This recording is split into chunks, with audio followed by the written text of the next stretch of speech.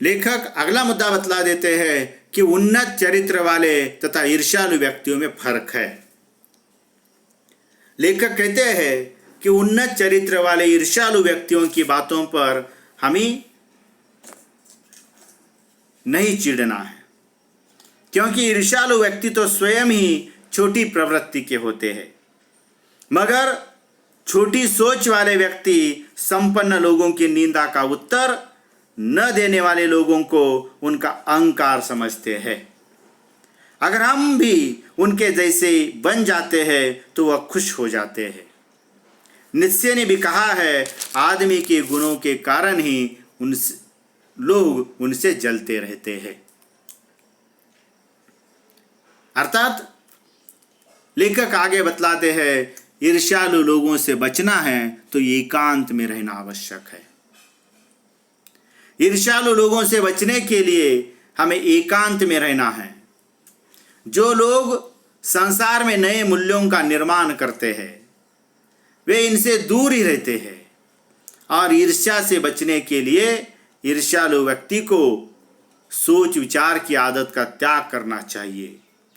उसे अपनी सुविधाओं के अभाव को पूरा करने का रचनात्मक उपाय खोजना चाहिए। इस उपाय को खोजने की ललक उसके अंदर ईर्ष्या को समाप्त कर देगी। इसलिए नित्शे ने कहा है कि बाजार की मक्खियों को छोड़कर एकांत की ओर भागो। और अंत में लेखक एक महत्वपूर्ण मुद्दा हमारे सामने स्पष्ट करते हैं कि ईर्ष्या से बचने का उपाय। ईर्ष्या से आदमी कैसे बच सकता है? उसका उत्तर है, ईर्ष्या से बचने का उपाय मानसिक अनुशासन है।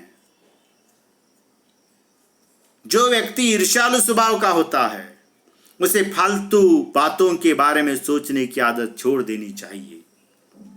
उसे यह भी पता लगाना चाहिए कि जिस अभाव के कारण वह ईर्ष्यालु बन गया है उसकी पूर्ति का रचनात्मक तरीका क्या है।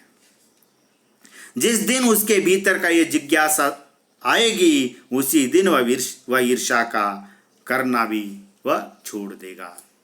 अर्थात निष्कर्ष रूप में हम कुल मिलाकर कह सकते हैं कि दिनकर जी का यह निबंध अत्यंत सराहनीय है, क्योंकि आज जब हम एक और विज्ञान भौतिकवादी युग में आगे बढ़ते जा रहे हैं, वही दूसरी ओर हमारे अंतर्मन में ईर्ष्या भाव दिन ब दिन चौगुना होता जा रहा है।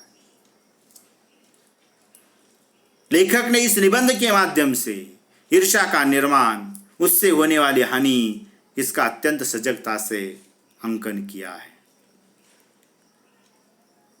साथ ही जिसके प्रति ईर्ष्या हो रही है और जो ईर्ष्या कर रहा है, इन दोनों को उससे बचने के उपाय भी लेखक ने प्रस्तुत निबंध के माध्यम से अंकित किए हैं। अर्थात आज के प्रतिस्पर्धा और बाजारवादी युग में यह निबंध अत्यंत प्रासंगिक है और अत्यावश्यक है। और ईर्ष्या वह हमें जलाती है, वह ईर्ष्या किसी के हम कर रहे हैं तो उस सामने वाले का नुकसान उतना नहीं होता जितना हम स्वयं हमारा होता है। इसीलिए लेखक ने ईर्ष्या से बचने के उपाय भी बतलाए हैं कि हमारे मन के जो भाव है, फालतू बातों के बारे में सोचने की आदत हमें छोड़ देनी चाहिए, और जो जितना हमारे पास है उसी में वह एक प्रकार से संतोष की भावना से, समाधान की भावना से हम उन सुविधाओं का लाभ उठाना चाहिए, न कि सामने वाले की सुविधा देखकर हमें जलना चाहिए। इस प्रकार की एक महत्वपूर्ण बात आज के दृष्टि से लेखक ने कही है, और वह निश्चित ही सराहनीय है, निश्चित ही महत्वपूर्ण है। धन्यवाद।